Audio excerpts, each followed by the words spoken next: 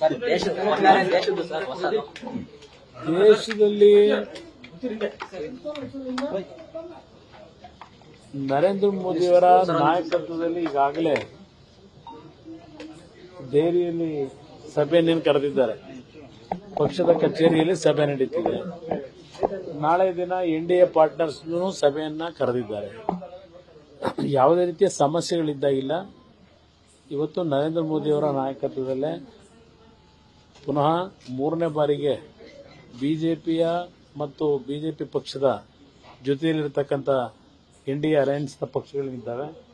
ಎಲ್ಲರೂ ಜೊತೆಗೂಡಿ ರಾಷ್ಟ್ರದ ಒಂದು ಭದ್ರತೆಗೆ, ರಾಷ್ಟ್ರದ ಆರ್ಥಿಕ ಪರಿಸ್ಥಿತಿಗಳನ್ನು ಸುಧಾರಿಸತಕ್ಕಂಥದ್ದಕ್ಕೆ ಉತ್ತಮವಾದ ಕಾರ್ಯಕ್ರಮಗಳನ್ನು ತರತಕ್ಕಂಥ ನಿಟ್ಟಿನಲ್ಲಿ ಬಹುಶಃ ಮೂರನೇ ಸರ್ಕಾರ ರಚನೆ ಆಗುತ್ತೆ ಅನ್ನೋದು ನನ್ನ ಅಭಿಪ್ರಾಯ. ಸರ್, ಈಗ ಮಧ್ಯಾಹ್ನದಿಂದನೇ ಈ ರಿಸಲ್ಟ್ ಯಾವಾಗ ಸ್ವಲ್ಪ ಇತ್ತು. ಸೊ ಅಲ್ಲಿಂದನೇ ಹಾವು ಏನಾಟ ಶುರುವಾಗಿದೆ. ಒಂದ್ ಕಡೆ ಎನ್ಡಿಎ, ಒಂದೊಂದು ಕಡೆ ಇಂಡಿಯಾ.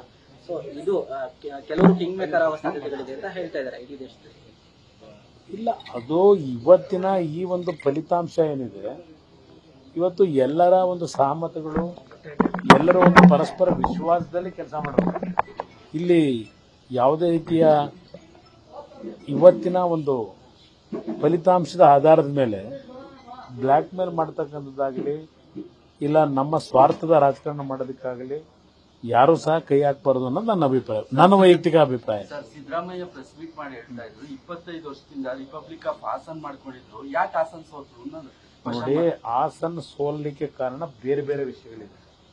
ಅದು ಕಾಂಗ್ರೆಸ್ನ ಗೆಲುವಲ್ಲ. ಅದು ಹಾಸನದಲ್ಲಿ ಗೆದ್ದಿರತಕ್ಕಂಥದ್ದು ಕಾಂಗ್ರೆಸ್ನ ಗೆಲುವಲ್ಲ. ಅದು ಅವ್ರ ಇದೊಂದು ಚುನಾವಣೆಯ ಫಲಿತಾಂಶ ಏನಿದೆ, ಫಲಿತಾಂಶ ಅವರು ಕಾಂಗ್ರೆಸ್ನ ಅಭ್ಯರ್ಥಿ ಚುನಾವಣಾ ಫಲಿತಾಂಶದ ಘೋಷಣೆ ನಂತರ ಮೊದಲು ಯಾರ ಮನೆಗೆ ಹೋದ್ರು? ಕಾಂಗ್ರೆಸ್ ನಾಯಕರ ಮನೆಗೆ ಹೋದ್ರು? ಯಾರ ಮನೆಗೆ ಹೋದ್ರು? ಪೆಂಡ್ರೈವ್ ವಂಚಿತರ ಮನೆಗೆ ಹೋದ್ರು? ಯಾರ ಮನೆಗೆ ಹೋದ್ರು? ಇದೆಲ್ಲ ಚರ್ಚೆ ಬೇಡ. ಸಿದ್ದರಾಮಯ್ಯನವರು ನಾವು ಹಾಸನ ಜಿಲ್ಲೆಯನ್ನ ಎಂದೂ ಸಹ ದೇವೇಗೌಡರು ರಾಜಕಾರಣಕ್ಕೆ ಬಂದಂತ ದಿನ 60 ವರ್ಷಗಳಾಗಿದೆ. ಎಂದೂ ಸಹ ಹಾಸನ ಜಿಲ್ಲೆಯ ರಾಜಕಾರಣದಲ್ಲಿ ದಬ್ಬಾಳಿಕೆಯ ರಾಜಕಾರಣ ನಾವು ಮಾಡ್ಲಿಕ್ಕೆ ಹೋಗಿಲ್ಲ ನಮ್ಮ ಕುಟುಂಬದಲ್ಲಿ. ಇದೆಲ್ಲ ಮಧ್ಯದಲ್ಲಿ ಏನೋ ಒಂದು ಸಣ್ಣ ಒಂದು ಘಟನೆಗಳೇನಿದೆ, ಇದು ದೊಡ್ಡ ಮಟ್ಟದಲ್ಲಿ ವಿರೋಧಿ ಕಸಿರತಕ್ಕಂಥದ್ದೇನೆ. ಕಾಲ ಉತ್ತರ ಕೊಡ್ತಾನೆ, ಅದರ ಬಗ್ಗೆ ಚರ್ಚೆ ಮಾಡೋದಿಲ್ಲ. ಆದರೂ ಒಂದು ಮಾತನ್ನ ಹೇಳ್ತೇನೆ, ಹಾಸನ ಜಿಲ್ಲೆಯ ಜನತೆಗೂ ನಮಗೂ ಇರ್ತಕ್ಕಂಥ ಬಾಂಧವ್ಯವೇ ಬೇರೆ. ಈ ಚುನಾವಣೆಯಲ್ಲಿ ಕುತಂತ್ರದ ರಾಜಕಾರಣದ ಮುಖಾಂತರ ಕೆಲವು ವ್ಯಕ್ತಿಗಳ ನಡವಳಿಕೆಗಳಿಂದ ಈ ಚುನಾವಣೆಯಲ್ಲಿ ಸೋಲಾಗಿರ್ತಕ್ಕಂಥ 40,000 ವೋಟ್ ಬದಲಾವಣೆ ಏನು ದೊಡ್ಡ ವಿಷಯವೇ? ಇವತ್ತು ಆ ರೀತಿ ಹೋದರೆ ರಿಪಬ್ಲಿಕ್ ಅಂತಕ್ಕಂಥದ್ದು ನೀವು ಕೇಳೋದಾದ್ರೆ, ಇವತ್ತು ಬೆಂಗಳೂರು ಗ್ರಾಮಾಂತರದ ರಿಸಲ್ಟ್ ಇದೆಯಲ್ಲ, ಅದನ್ನ ಹೇಳಿ. ಸಿದ್ದರಾಮಯ್ಯರು ಹೇಳ್ತಕ್ಕಂಥದ್ದು ಬೆಂಗಳೂರು ಗ್ರಾಮಾಂತರದ ರಿಪಬ್ಲಿಕ್ ಏನಿತ್ತು, ರಾಮನಗರ ಜಿಲ್ಲೆಯ ರಿಪಬ್ಲಿಕ್ ಅಂತಕ್ಕಂಥದ್ದೇನು ಇಟ್ಕೊಂಡಿದ್ರು, ಅದಕ್ಕೆ ಇವತ್ತು ಬೆಂಗಳೂರು ಗ್ರಾಮಾಂತರ ಜಿಲ್ಲೆಯ ಜನತೆ ಡಾಕ್ಟರ್ ಮಂಜುನಾಥ್ ಅವರಿಗೆ ಇವತ್ತು 2,65,000ಕ್ಕೂ ಹೆಚ್ಚಿನ ಬಹುಮತ ಏನಿದೆ, ಅಲ್ಲಿಯ ರಿಪಬ್ಲಿಕ್ ಆಡಳಿತವನ್ನ ಇವತ್ತು ಕೊನೆಗೊಳಿಸಿದ್ದಾರೆ ಅಂತಕ್ಕಂಥ ಹೇಳಿದ್ರೆ ನಾನು ಮುಖ್ಯಮಂತ್ರಿಗಳು ಹೇಳಿದ್ರೆ ಒಪ್ಪುಗೋತೀನಪ್ಪ. ಅದಕ್ಕೂ ಡಿಕೆ ಸುರೇಶ್ ಹೇಳ್ತಾರೆ ಕುತಂತ್ರ ಮಾಡಿದ್ದಾರೆ. ಯಾವ ಕುತಂತ್ರ? 2,65,000 ಮತ ಪಡಿಬೇಕಾದ್ರೆ ಕುತಂತ್ರದಲ್ಲಿ ತಗೊಳಕ್ಕಾಗತ್ತಾ? ಪ್ರೀತಿ ವಿಶ್ವಾಸದಲ್ಲಿ ತಗೋಬೇಕು. ಸರ್, ಈಗ ನಿಮ್ಗೆ ಎನ್ಡಿಎ ನಾಯಕರಿಂದ ಕಾಲ್ ಬಂದಿದೆ ಸರ್, ಡೆಲ್ಲಿಗೆ ಯಾವಾಗ ಹೋಗ್ತೀವಿ? ಈಗ ನಾಳೆ ದಿನ ಎನ್ಡಿಎ ಸಭೆ ಕರೆದಿದ್ದಾರೆ. ಎಲ್ಲ ಎನ್ಡಿಎ ಪಾರ್ಟ್ನರ್ಗಳ ಸಭೆ ಕರೆದಿದ್ದಾರೆ. ನಾಳೆ ಹೋಗ್ತಾ ಇದ್ದಾರೆ. ಸರ್, ಮೋದಿ ಅವರು ಏನು ಅಲೆಯನ್ನು ಸೃಷ್ಟಿಸಿದ್ರು, ಆ ಗೆಲುವು ಸಿಕ್ಕಿಲ್ಲ. ಬಿಜೆಪಿಗೆ ಬಹುಮತ ಬಂದಿಲ್ಲ. ಎನ್ಡಿಎಗೆ ಒಂದೊಂದು ಬಾರಿ ಕೆಲವು ನಮ್ಮ ನಿರೀಕ್ಷೆಗಳು ತಲುಪಲಿಕ್ಕೆ ಆಗೋದಿಲ್ಲ. ಈಗ ಕಳೆದ 2023 ಅಸೆಂಬ್ಲಿ ಚುನಾವಣೆಯಲ್ಲಿ ಕಾಂಗ್ರೆಸ್ನವರು ಏನು 120 ಗೆದ್ದು ಬಿಡ್ತೀವಿ ಅಂತ ತಿಳ್ಕೊಂಡಿದ್ರ? 130 ಗೆಲ್ತೀವಿ ಅಂತೇಳಿ ಅವರೇ ಲೆಕ್ಕಾಚಾರ ಮಾಡಿದ್ದು 80-85 ಲೆಕ್ಕಾಚಾರ ಮಾಡಿದ್ರು. ಅವ್ರು ಬರ್ಲಿಕ್ಕೆ ಕಾರಣ ಏನು?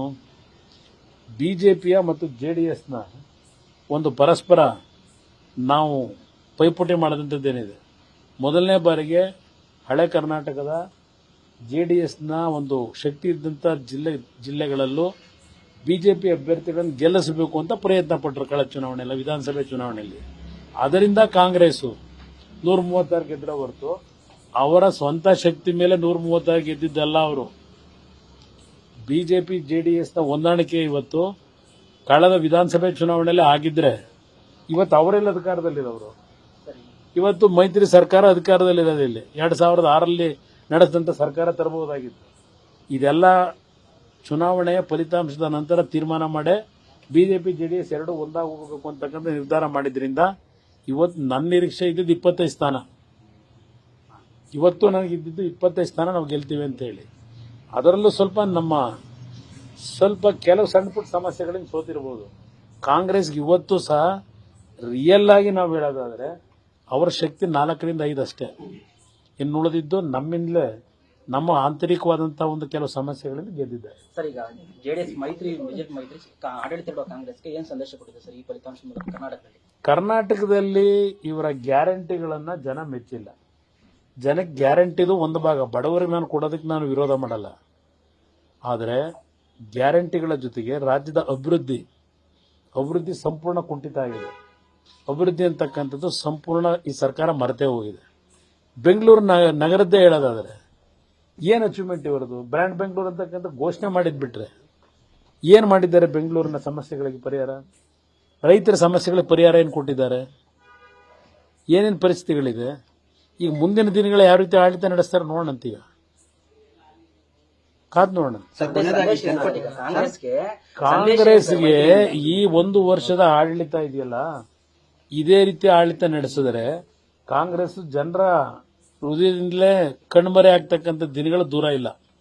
ಈ ಚುನಾವಣಾ ಫಲಿತಾಂಶ ಏನಿದೆ, ಈ ಚುನಾವಣಾ ಫಲಿತಾಂಶವನ್ನೇ ನಾವು ವ್ಯಾಖ್ಯಾನ ಮಾಡೋದಾದ್ರೆ ಕಾಂಗ್ರೆಸ್ ಪಕ್ಷ ಮುಂದಿನ ದಿನಗಳಲ್ಲಿ ಸಂಪೂರ್ಣವಾಗಿ ಕರ್ನಾಟಕ ರಾಜ್ಯದಲ್ಲಿ ಧೂಳಿಪಟ ಆಗುತ್ತೆ. ಸರ್, ಚನ್ನಪಟ್ಟಣ ಬೈ ಎಲೆಕ್ಷನ್ಗೆ ಜೆಡಿಎಸ್ ಅಭ್ಯರ್ಥಿನೇ ಇರ್ತಾರಾ, ಏನಾಗುತ್ತೆ ಸರ್ ಮುಂದೆ? NDA ಅಭ್ಯರ್ಥಿ ಇರ್ತಾರೆ, ಬಿಜೆಪಿ ಜೆಡಿಎಸ್ NDA ಅಭ್ಯರ್ಥಿ ಇರ್ತಾರೆ. ನ್ಯೂಸ್ ಫಸ್ಟ್ ನಿರ್ಭೀತಿಯಿಂದ ನಿಮ್ಮ ಪರವಾಗಿ.